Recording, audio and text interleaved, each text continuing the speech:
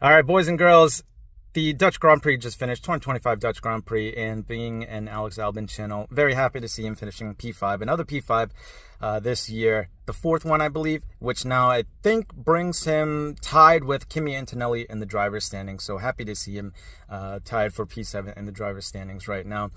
Very unlucky for Sainz, another race where he's ushered off the track by the driver in front of him and losing out on points halfway through an amazing race. That was just not fair. I think he got the blame for the incident, and what makes it worse is he got a 10-second penalty.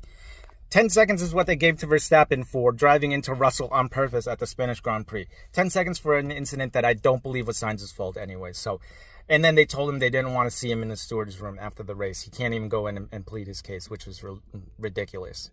You know, this is after Leclerc had an incident, and they decided to wait until after the race to give their verdict on that. I don't know. Just the inconsistency of these calls is mind-boggling to me, and it just makes watching F1 that much more of a pain. I love the sport, but they're killing the sport with the way that they're deciding how to dole out penalties and stuff like that. But anyway, we'll have to see what happens with the Leclerc incident.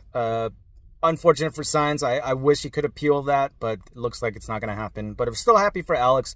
57 points now in the standings, I believe. I think it's 57 or 58, tied with Antonelli for P7. Best of the rest after the McLarens, Ferraris, and Mercedes. So very happy for him, and hoping that they can bring this performance to Monza next week, or next race week, and I'm not sure if the race is next week, but hopefully Sainz can come back from this, not let it get to his head too much, and they can both come home with a good result.